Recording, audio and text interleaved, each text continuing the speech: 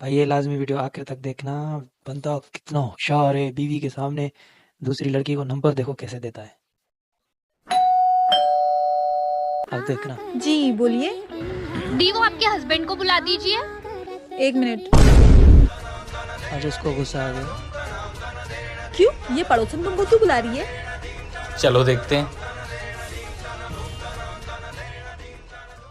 हाय, hello. आपका number चाहिए था।